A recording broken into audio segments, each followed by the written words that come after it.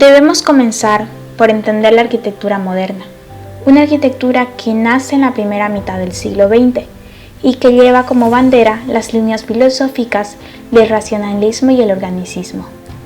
Llega a alcanzar una claridad formal y espacial que la separa de manera abrupta de la arquitectura conocida hasta la época. Y son estos criterios formales tan rígidos que la llevan a encontrar una importante cantidad de detractores que terminarían por conformar el movimiento postmoderno de la arquitectura. De esa forma, llegamos al movimiento que quiere tener una arquitectura más humana, pero sin renunciar al racionalismo funcionalista. De esta manera se habla de la arquitectura tardomoderna. Con el paso del tiempo, los estilos se van manifestando de una manera muy cambiante. Muchos de estos han sido una evolución de una larga línea de tiempo. Estos van quedando en el pasado y algunos críticos de la arquitectura mundial, en especial Jane Jacobs y Charles Jenkins, dieron por muerto al movimiento moderno en la década de los años 60, ya que la ideología del movimiento moderno se había apagado en una sociedad que se encontraba constantemente en diferentes cambios y en la incorporación de nuevas tecnologías, y en especialmente nuevas necesidades. Charles Jenkins: el término tardomoderno tiene la ventaja de poner en manifiesto que el periodo primero del movimiento moderno ha pasado para siempre y que esta corriente posterior ha evolucionado a partir de él. En los años 50 fue donde el movimiento moderno sufrió grandes cambios debido a las necesidades, y de este surgió a lo que los críticos llaman arquitectura tardomoderna. La arquitectura moderna expresaba la estructura honestamente, la arquitectura tardomoderna la expresa vehementemente. Este solo busca estar fuertemente ligado a los grandes avances de la tecnología. Arquitectura tardomoderna. La arquitectura tardomoderna se inició alrededor de los años 60, logrando afianzar dentro de los arquitectos de la tercera generación, llegando a su máximo esplendor en la década de los 70. El tardomodernismo no se ajusta a ningún orden, se la considera caótica y desordenada, pero dentro de ese caos se encuentra un orden y organización. En el pensamiento de esa época existía una desilusión por la arquitectura moderna, la encontraban muy monótona, y conforme había una evolución en la sociedad de esa manera, este estilo se aportó de la forma tradicional y tuvo una inclinación hacia la ciencia y la ficción. Es así que trabaja con la rotación de los cuerpos geométricos y empieza a crear nuevas formas modernas, creando un caos en la estructura. Se decía que la forma era el resultado de la función. Con esa frase querían llegar a expresar que dan vida a la arquitectura. El tardomodernismo hizo su primera aparición al terminar la Segunda Guerra Mundial, después de que gran parte de Europa, desde Inglaterra hasta el otro extremo del continente, había sido devastada por la guerra, dejando un sinnúmero de edificios derrumbados y destruidos. Cuando llegó el momento de reconstruirla, diseñadores y arquitectos sustituyeron muchos de los antiguos edificios por otros realizados bajo una visión futurista. Un nuevo estilo que mostraba algo nuevo que renace de las cenizas de la destrucción. La posguerra fue una época de avances científicos que estaban sorprendiendo al mundo, mayormente en la industria, la medicina, la ciencia y la tecnología. Se trataba de algo nuevo e innegable que se reflejaba en los edificios que se estaban construyendo en ese momento. El nombre de tardomodernismo nació en el año 1978 y fue acuñado por un par de diseñadores, Joan Cron y Susan Schlesing. Ambos escribieron el libro High Tech, The Industrial Style and Source Book for the Home, donde presentaban sus ideas acerca de la aplicación de la nueva tecnología en el hogar. El tardomodernismo nació cuando los arquitectos y diseñadores estaban buscando una manera de dar vida a la arquitectura moderna. En muchos lugares, esta había sido reemplazada por la construcción de edificios baratos, casas, edificios de apartamentos y oficinas, que parecían haber sido hechos a partir de un mismo molde.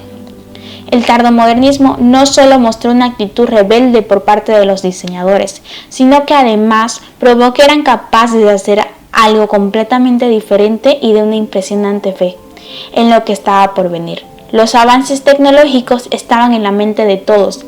Este estilo se apartó de la arquitectura tradicional y se inclinó más hacia la ciencia ficción y el mundo del mañana. Aspectos del tardomodernismo. Existen diferentes aspectos significativos en el tardomodernismo. Entre estos están el social, ambiental, figuras y volumetrías. El aspecto social.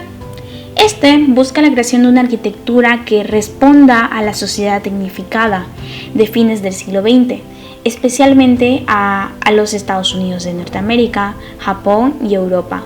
Esta se desarrolla a partir de nuevas aplicaciones de los materiales modernos que permiten una mayor expresión arquitectónica gracias a los grandes avances tecnológicos.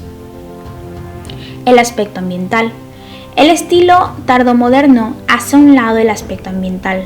No persigue la integración del adjetivo de la arquitectura al paisaje, natural y cultural.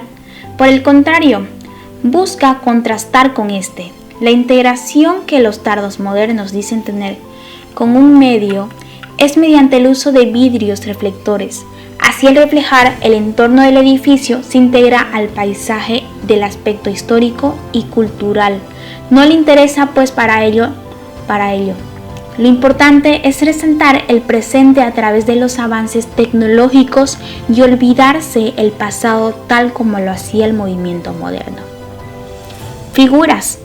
El estilo tardomoderno rompe con el purismo de la forma del movimiento moderno, aunque sigue utilizando las figuras geométricas como base para su arquitectura.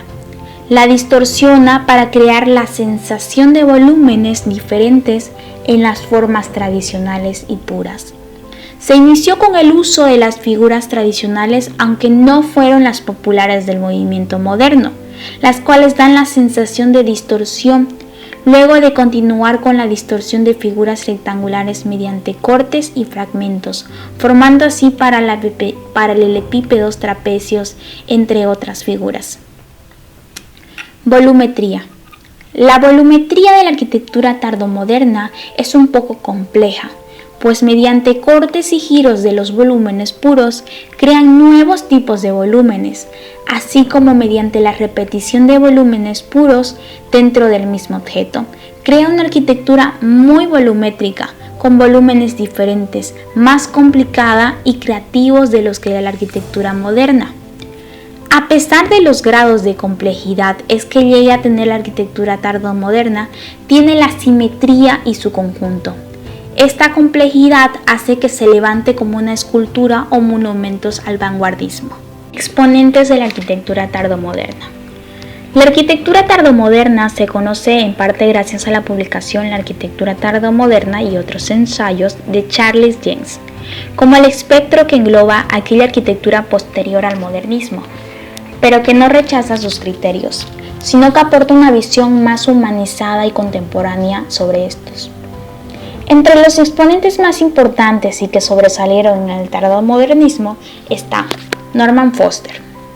Norman Robert Foster, nacido el 1 de junio del año 1935, Manchester. Él es un arquitecto británico galardonado con el premio Pritzker en el año 1991 y el premio Príncipe de Asturias de las Artes en 2009. Estudió arquitectura en la Universidad de Manchester y obtuvo después una beca para conseguir sus estudios en la Universidad de Yale. De regreso de Inglaterra, Foster trabajó durante un tiempo con el arquitecto Richard Buckminster Fuller. En 1963 fundó el estudio de arquitectos Tim Ford junto a Wendy Chisholm, Richard Rose, Sue Brunwell y George Walton. George Walton era la única con una cualificación de arquitecta, lo que permitió que el estudio ejecutara los proyectos de arquitectura. El destacado arquitecto británico y ganador del premio Pritzker en el 99 es conocido por su filantropía y por la aplicación de la tecnología en sus edificios. En todos sus proyectos se pueden evidenciar una claridad formal que tiene que reflejar la importancia de la estructura y de la tecnología, que son necesarias para concebir cada uno de sus edificios. Uno de sus más relevantes edificios y que más demuestran su afinidad con el tardomodernismo es la sede de Hong Kong and Shanghai Bank, ubicada en Hong Kong, China.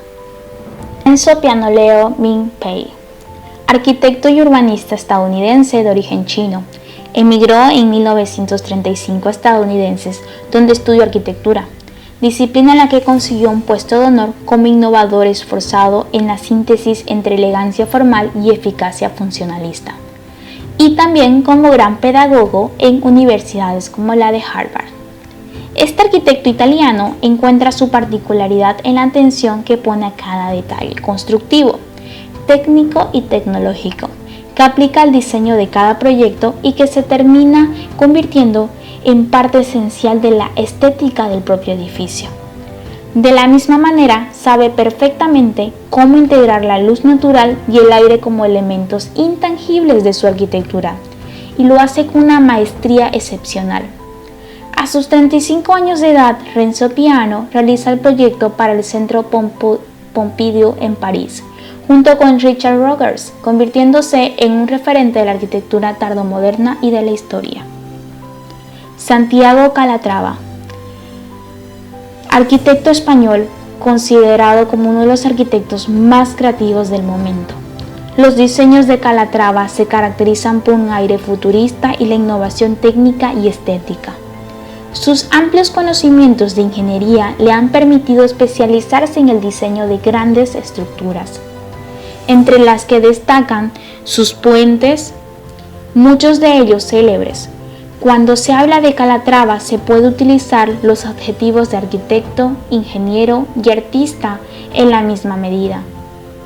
El arquitecto español es reconocido por lo virtuosas que son sus estructuras, que se convierten en su firma estética y en piezas de estilo único, como si de escultura se tratase. El proyecto que mejor retrata su estilo es la Ciudad de las Ciencias, en su ciudad natal, Valencia. Este proyecto desborda una estética neofuturista que logra. El estilo tardomoderno da mucha énfasis al espacio interior. Busca grandemente la creación de espacios interiores autosuficientes, tanto así que rompen totalmente la relación exterior-interior, contrarrestándolos grandemente. Así podemos ver contrastes tantos de acabados, volúmenes exteriores totalmente cerrados, que dan la apariencia de espacios interiores totalmente inhabitables, pero en realidad crean espacios interiores totalmente iluminados, ventilados, jardinizados y muy agradables. El estilo hace uso de los espacios isótropos que empezaron a ser utilizados en el movimiento moderno, pero gracias a los avances tecnológicos le han permitido la utilización de sistemas estructurales que cubren mayores luces entre apoyos, así como el uso de cubiertas transparentes. Este tipo de espacios se ha dado mayor libertad a la tabicación de los espacios interiores, así como se ha logrado bastante integración de los espacios interiores entre los diferentes niveles de los edificios. A partir de los años 80, dentro de la arquitectura tardomoderna surgen dos estilos, el high-tech y el deconstructivismo. El deconstructivismo se llama deconstructivista a las corrientes arquitectónicas de final de milenio.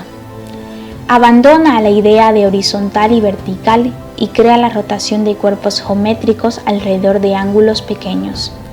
Descompone las estructuras en un caos organizado. La forma es el resultado de la fantasía. Con respecto al ámbito de espacialidad, se caracterizaba por ser flexible primordialmente. En este ámbito se juega de manera creativa con estos para crear obras que evidencien la complejidad de la técnica a utilizar. De tal manera que en el interiorismo se lo ha caracterizado como un estilo más inusual.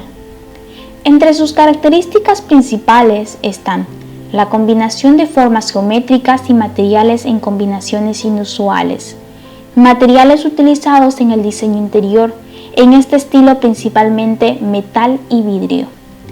Las formas en el interior son bastante afiladas e impredecibles. Los colores pueden ser diferentes, basados en el color neutro base. Puede crear un contraste para enfatizar la naturaleza de la decisión del estilo. Como colores adicionales pueden ser usados como brillante, como rojo, verde, tan calmado sin embargo sombrío como el negro, el gris. Existe una completa inconsistencia de las proporciones en el interior. La habitación inusual ya se puede dar desde el diseño del piso o las paredes, con cierta irregularidad. Y los muebles desempeñan un papel clave, ya que el mueble es el centro de la habitación y atrae la mayor atención. Pueden ser formas afiladas y colores inimaginables. Sin embargo, incluso en estas condiciones es necesario recordar que los muebles deben ser primero funcionales. Incluso a pesar de algunas características de su forma, en base a todas las características principales de las que se rige el desconstructivismo, en el diseño de interiores es un estilo especial de diseño que es característico de la funcionalidad, el rigor de las formas y la restricción de las líneas. High-tech. El estilo high-tech de arquitectura busca exhibir los componentes tecnológicos del edificio en forma expresiva. El cierre de las paredes se realiza con cristal reflectante. La idea es potenciar un aspecto brillante y agresivo propio de la alta tecnología. El estilo high-tech en el interiorismo intenta romper el mismo patrón y características que en sus fachadas. Los espacios que se crean bajo este estilo decorativo son sobre todo prácticos, funcionales y de aspecto limpio y estilizado, de tal manera que este se basa netamente en dar un aspecto visualmente más amplio e iluminado. Y estos resultados son obtenidos gracias a la utilización de los diferentes materiales, especialmente los paneles de vidrios, los cuales creaban al ambiente un aspecto de espacialidad e iluminación natural. Entre sus características están que en el interior se exponen de forma manifiesta las técnicas y los materiales que se han empleado en la construcción de los edificios. Preferiblemente, los interiores deben ser amplios y luminosos para contrarrestar la posible sensación de frialdad que pueda transmitir un ambiente con reminiscencias industriales. Para separar los espacios se intentan evitar las paredes convencionales. Siempre que sea posible se optará por los parámetros de cristal, las celosías metálicas. Los colores que se emplean en este estilo son tonos neutros como los blancos, negros, grises o plata. No obstante, cabe recalcar que este estilo se basa en un solo fin, de crear espacios amplios, iluminados. Materiales en la arquitectura tardomoderna. Las construcciones tardomodernas se caracterizan por tener una similitud con las esculturas con gran fuerza en sus líneas externas y por utilizar elementos relacionados con la tecnología. En la arquitectura tardomoderna surgen dos estilos que son el high-tech y el deconstructivismo.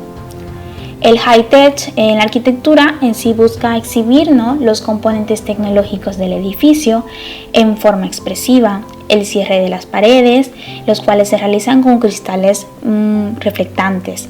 La idea en sí de esto es potenciar un aspecto brillante y agresivo propio de la alta tecnología. Algunos arquitectos que se adhieren a este tipo de visión son Richard Roberts, Renzo Piano, Leo Ming-pei y Norman Foster. En cambio, el desconstructivismo rompe principalmente con las funciones, las formas, los materiales y con los volúmenes, creando una confusión geométrica a una gran escala. Este se caracteriza por la fragmentación y el proceso de diseño no lineal y el uso de la geometría con formas no rectilíneas, que se emplean para distorsionar y dislocar algunos de los principios elementales de la arquitectura, como la estructura.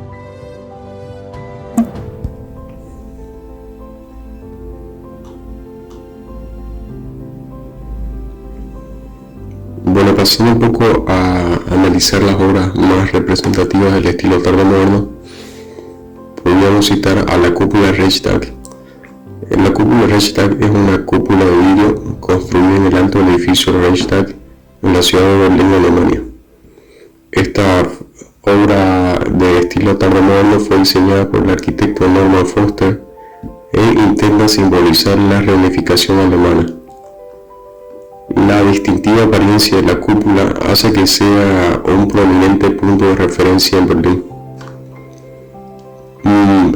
En cuanto a historia, tenemos que el Reichstag original, es decir, la construcción previa a la cúpula que existió, fue una construcción de finales del siglo XIX. Un proyecto dirigido por el arquitecto Paul Wallot, que en un principio planteó un edificio muy propio de la época neoclásica, inspirándose en la arquitectura renacentista. Sin embargo, aquella construcción sufrió muchos daños con el paso del tiempo. Y ya para el ejército rojo, el edificio siempre fue un punto prioritario en la Segunda Guerra Mundial, puesto que era considerado en realidad uno de los estándares del régimen socialista nazi, por lo que estuvo durante la guerra sometido a constantes bombardeos, contando con los bombardeos de la Segunda Guerra Mundial e incluso algunos incendios anteriores. Pasando ahora a hablar un poco de la estructura de la edificación de estilo tardomorno. En esta se pretendía que el nuevo Reichstag se encontrara a la vanguardia en cuanto al cuidado medioambiental. Para ello, se ha diseñado de tal manera que las pérdidas de calor se minimicen lo máximo posible con el uso de aislamientos espaciales. También esta obra consta de una superficie mayor que es de unos 300 metros cuadrados, que está compuesta de placas solares y de 2 generadores de biodiesel. Estos generadores satisfacen prácticamente en su totalidad la demanda energética del edificio. Asimismo, en esta obra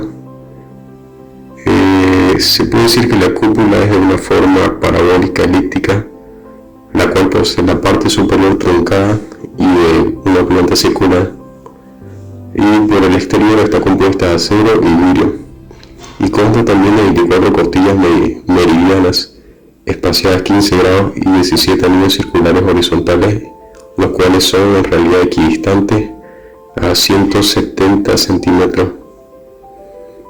Un poco adentrándonos en la estructura de su interior, posee un cono de 16 metros de diámetro, el cual está invertido, es decir, que mira hacia abajo.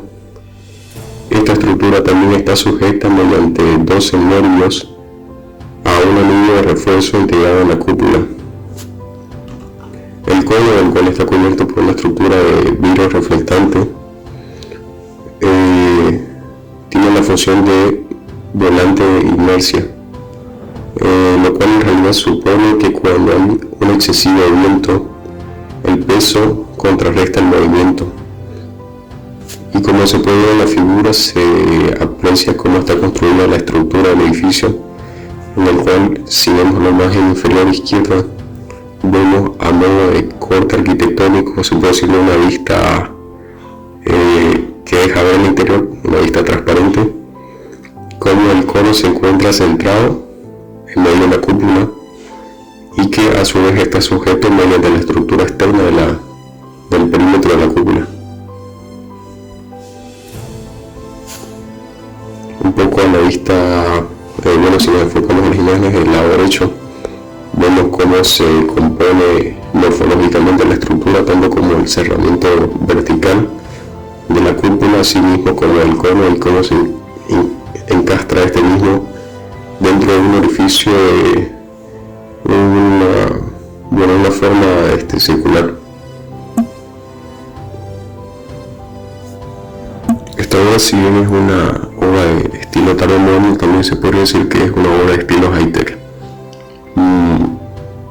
¿Qué es lo que quiere decir? Que en el interiorismo se intenta romper el mismo patrón y características que en su fachada. Los espacios que se crean bajo este estilo decorativo son más que todo prácticos, funcionales y de un aspecto limpio y estilizado. Y es así como se basa realmente en dar un aspecto visualmente más amplio e iluminado, como se puede apreciar en la obra, y estos resultados son obtenidos gracias a la utilización de los diferentes materiales, especialmente de paneles de vidrio, los cuales por supuesto crean el ambiente de un aspecto de espacialidad o iluminación natural. Si podemos citar algunas características de esta obra, así como del estilo high-tech al cual pertenece, decir que en el interior se trata de exponer de forma manifiesta las técnicas y los materiales que se han empleado en la construcción de los edificios. Otra podría ser que preferiblemente los interiores deben ser concebidos de forma que sean amplios y luminosos para contrarrestar la posible sensación de frialdad que puede transmitir un ambiente con reminiscencias industriales. Y por último podemos decir también que para separar los espacios se intenta evitar las paredes convencionales. Siempre que sea posible se trata de optar por los paramentos de cristal, las celosías metálicas, entre otros materiales similares. Ahora, otra obra representativa del estilo tardomoderno sería la terminal T4 de Barajas. La terminal T4 de Barajas, o también conocido como el aeropuerto de Barajas, que tiene otro nombre también, que es el aeropuerto Adolfo Suárez, que se encuentra pasando el área de Barajas, Madrid, abrió sus puertas en 1933 y desde ese entonces ha sido ampliado en numerosas ocasiones del proyecto en un principio concebido. La última de estas y la más significativa fue en 1997, cuando la empresa AENA convocó un concurso para una nueva ampliación.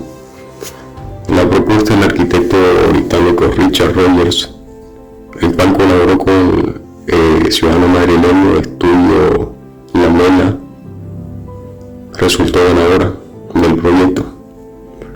El aeropuerto de Barajas a día de hoy es el más importante de España.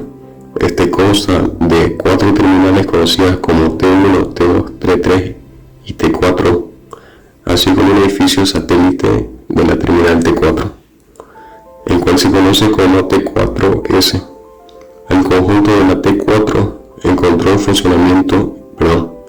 en funcionamiento a comienzos del año 2006 y a día de hoy se convierte en el aeropuerto de Madrid-Barajas, el más grande de toda Europa.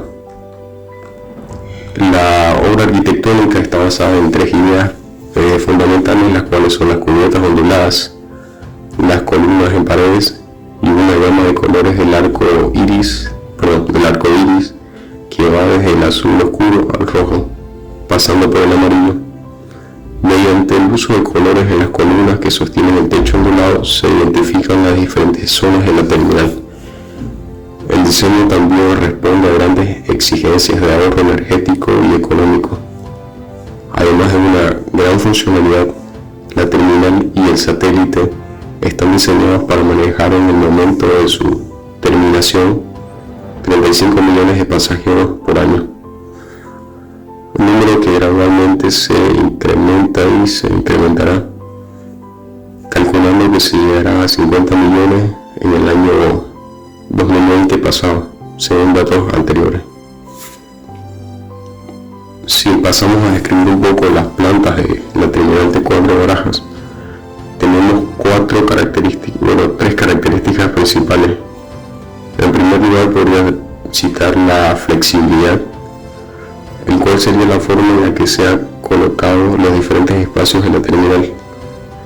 Esto también permite su ampliación de forma muy sencilla, con poca interferencia en las zonas de funcionamiento. Otra de las características principales es la claridad. En esta, el procesamiento de los pasajeros representa una secuencia de actividades desde el momento mismo en el que el pasajero accede al edificio, factura su equipaje, realiza el control de seguridad y finalmente embarca. El edificio articula el carácter secuencial de este proceso al separar entre sí los distintos volúmenes funcionales o módulos que tiene dentro.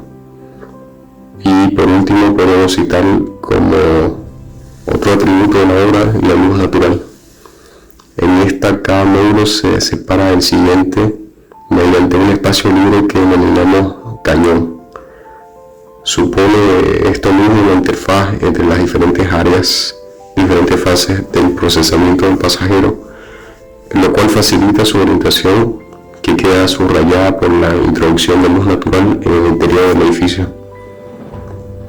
y asimismo reduce significativamente la dependencia de la iluminación artificial. Esto mejora notablemente la calidad y la percepción de los espacios.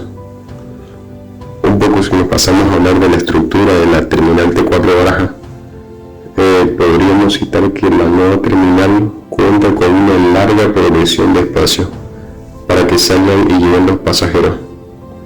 El diseño del edificio, el cual tiene un lenguaje legible y modular, crea una secuencia repetitiva de ondas formadas por enormes alas de acero prefabricado. Estas se apoyan en forma de coloquialmente conocidos como árboles estructurales centrales de una envergadura, y estos constituyen como pilares en forma de H abierta en la parte superior. Se levantan del suelo en un material conocido, hormigón armado visto, y al final de la apertura se abren hacia ambos laterales mediante dos grandes tubos estructurales de acero inclinado que va disminuyendo su diámetro a medida que se aproximan a la platina ondulada que soporta el gran techo y en la que se fijan mediante bulones. En esta edificación se trató de utilizar una estructura flexible y holgada como sistema modular, el cual se traduce en un patrón repetitivo de 18 por 9 metros de rejilla estructural que permite una variada distribución de los espacios. La simplicidad del diseño y el concepto arquitectónico abre como la posibilidad a una facilidad para ampliaciones futuras.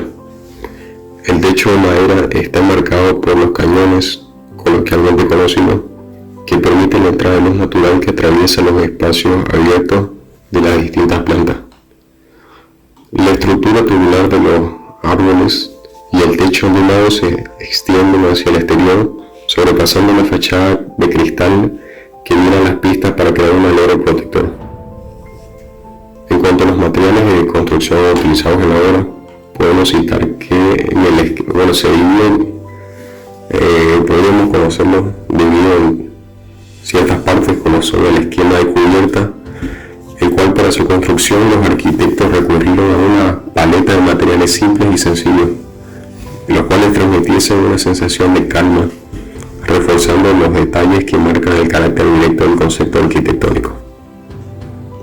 También podemos destacar que en el techo, interiormente la llamativa estructura metálica ondulada del techo está revestida con tiras de bambú que le otorgan una apariencia suave y sencilla, contrastando los árboles estructuralmente de tubo de acero que se pintan con colores diferentes en una gama de tonos graduados. En el centro del edificio la estructura expuesta de acero se pintó de amarillo y en la zona sur de rojo, azul en el lado norte, creando una galería de 1.2 kilómetros de largo. Estos colores añaden calidez y brillo a la construcción, pero también sirven para orientar a los pasajeros. Los llamativos lucernarios que orandan el techo disponen de brise-soleil interior en color blanco, y por la parte exterior del techo se terminó con un material de aluminio, un material metálico que es el aluminio. Y si nos concentramos en lo que son los suelos, podemos destacar que aquí las losas de las diferentes plantas fueron cubiertas con grandes placas de mármol dispuestas en diferentes tonos que combinan con el suelo de vidrio arenado y refuerzan en ciertas zonas de descanso con placas de vidrio reforzado y esmerilado. En la planta superior, a lo largo de toda la galería, los tubos de respiración han sido revestidos con carcasas de acero inoxidable. En la zona de cinta, las ventilaciones cogen una forma futurista, lacada en blanco con 6 salidas remarcadas en acero pavonado. El marco estructural de esta obra es de hormigón armado y acero, revestido con grandes cristales que permiten una clara visión de las pistas y los aviones desde el interior de la edificación. En las plantas inferiores las vías de acero Los contrafuertes y demás sistemas estructurales han quedado a la vista, formando parte de la decoración, al igual que lo habían visto en la obra. Las zonas de cintas de equipaje más oscuras y encerradas que las superiores están iluminadas por numerosos puntos de luz rodeados de grandes pantallas metálicas de color blanco que cuelgan en realidad del techo de la vigas. Y ahora pasando un poco a lo que en esta exposición será la última obra de este estilo tan moderno, tenemos lo que es la Ciudad de las Artes y la Ciencia. La Ciudad de las Artes y la Ciencia se ubica en realidad en Valencia, España.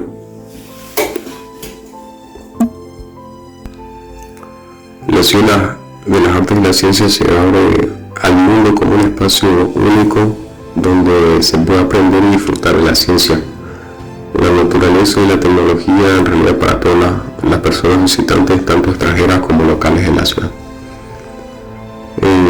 Esta está situada en realidad en el cauce del río Turia, y es en realidad el mayor complejo cultural y científico hasta la fecha ubicado en Europa. Esta obra en realidad está compuesta por diferentes partes, diferentes subobras dentro de lo mismo, que están dispuestas sobre un eje axial longitudinal, y por nombrar algunas podemos citar el Hemisféric, el Palacio de la House, el Museo de las Ciencias Príncipe Felipe, el Embaco, el Ágora y el Oceanográfico. En realidad estos están diseñados todos en conjunto por el arquitecto valenciano Santiago Calatrava, con la ayuda de Félix Candela. En general, la Ciudad de las Artes y la Ciencia es un conjunto de enorme belleza y armonía que destaca por su majestuosidad y por el lugar privilegiado en el que se ha construido. El concepto arquitectónico de la obra y la idea preponderante del proyecto era recuperar una zona postergada de Valencia, así como brindarle carácter al parque lineal que se extiende a través de la ciudad. El proyecto sería un eslabón dentro de una cadena que tenía como un objetivo dar el salto hacia el tercer milenio. Consta de una serie de 5 edificios proyectados, los cuales se adhieren, como ya se había dicho, a la linealidad del eje. Acompañan el sentido del mismo y unen grandes espacios abiertos y públicos. Además, son elementos característicos valencianos. A lo largo de casi 2 kilómetros y con una superficie de 350.000 metros cuadrados, el proyecto lleva el sello inigualable del estilo del arquitecto Santiago Calatrava. Muchas veces esta obra ha sido nombrada como una ciudad dentro de otra ciudad. La creación del arquitecto valenciano causa en realidad asombro y sorpresa a los visitantes. Respetando la tradición mediterránea del mar y la luz, el color y el blanco, estos se funden junto con la arquitectura pseudo-futurista del autor. La antigüedad y la tradición de la ciudad dan lugar a estos monumentos esculturas modernistas. Cada uno de los edificios del complejo tiene su propio concepto y responde a diferentes funciones. Sin embargo, todos están trabajados con los mismos materiales o los mismos colores, por lo cual se puede entender el proyecto como un todo, un conjunto. Además, grandes espejos de agua unifican todas las partes y le dan un sentido común a la obra. Si nos concentramos en los espacios, por ejemplo, una de las tantas edificaciones que hay en este complejo, citamos al Palau de Les Arts, Reina Sofía. Este es el edificio principal en realidad de todo el conjunto. Se ubica sobre el margen occidental del eje y constituye un hito urbano majestuoso. Este componente representa la apuesta por el arte, difundiendo la música, la danza y el teatro. Su forma sugerente remite a la actividad náutica y son casi como una metáfora de un barco que hubiese encallado del cauce del antiguo río Turia. El edificio citado cuenta con 37.000 metros cuadrados de superficie y más de 70 metros de altura. En su interior, dentro de este se ubican 4 grandes salas, que son la sala principal, el aula magistral, un anfiteatro y un teatro de cámara. Y a esto se le suma una sala de exposiciones. Los espacios de esta edificación son variados y múltiples. Está compuesto por losas voladizos que sobrevuelan a distintas alturas y se unen mediante escaleras ocultas dentro de las carcasas metálicas laterales, además de los ascensores con vistas panorámicas a la ciudad. Otra de las edificaciones dentro del complejo es el umbráculo. Se trata de una estructura alargada que conforma un espacio al aire libre, compuesta por arcos fijos y flotantes. A través de esto se genera una zona donde se puede apreciar toda la ciudad de las artes. Su interior alberga toda clase de vegetación propia de la zona valenciana. Podemos citar esta jara, lentisca, romero, lavanda, madreselva y bugambilla, así como también un paseo de esculturas contemporáneas. Y por siguiente hora tenemos el hemisférico. Esta creación de Calatrava se ha convertido quizás en una de las más representativas de la ciudad de las artes y la ciencia. Por su aspecto peculiar y claramente semejante a un globo ocular, la han puesto en el centro de la escena. Situado frente al umbráculo, se encuentra flanqueado por 2 estanques rectangulares al norte y al sur. El hemisférico alberga un espacio tecnológico y educativo con salas IMAX, medios audiovisuales y la última tecnología y un planetario. En él pueden dictarse clases, hacer presentaciones o inclusive espectáculos de entretenimiento. Por otro lado tenemos al Museo de las Ciencias Príncipe Felipe. Esta obra cuenta con 40.000 metros cuadrados distribuidos en 3 pisos. Su imagen exterior aparenta ser el esqueleto de algún animal prehistórico o quizás una enorme ballena. La particularidad de ser un museo interactivo de ciencia hace que sea un lugar especial para los jóvenes y menores. Al contrario de cualquier otro museo convencional, en donde aparecen las señalizaciones de prohibido tocar, y cada muestra invita a acercarse y participar de ella, aprender de cada una de las intervenciones. Su aspecto lúdico y descontracturado llama la atención tanto como esos enormes huesos que lo acuñan. Otra obra situada en este complejo es el Oceanográfico. Este cuenta con un volumen de 110.000 metros cuadrados. Se convierte en el mayor oceanográfico europeo y el tercero más grande a nivel mundial. Sus 45.000 especies de todas partes del mundo hacen que la visita un conocimiento exhaustivo de las profundidades marinas. Su cubierta en forma de neófaro es obra del arquitecto Félix Candela, con colaboración de CMD Ingenieros. Otra obra citada en este complejo es el Museo de las Ciencias Príncipe Felipe. Estoy hablando un poco de la materialidad y la estructura de esta obra. Podemos decir que su diseño está basado en la repetición asimétrica de la estructura con forma de costillas. Estas costillas metálicas blancas están unidas mediante elementos horizontales y longitudinales que envuelven la fachada acristalada, como suele repetir Calatrava en todos sus diseños. La estructura es un elemento protagonista y queda siempre a la vista. Después de haber citado a todos los arquitectos y todas las principales obras más influyentes de este estilo, el cual es el estilo tardomoderno arquitectónico, vamos a proceder a la conclusión del tema y podemos decir que, como resumen, a modo de terminar, se puede apreciar cómo el movimiento tardomoderno se enfocó completamente en la utilización de las nuevas tecnologías, de tal manera que se manifestó con diseños únicos y diferentes a los que se acostumbraron a ver en su época. Aquí se enfatiza la amplitud de los espacios, el juego de las figuras geométricas, los colores planteados, platinados o grises, los espejos, vidrios y materiales metálicos, saliendo por completo de la monotonía y la sobriedad.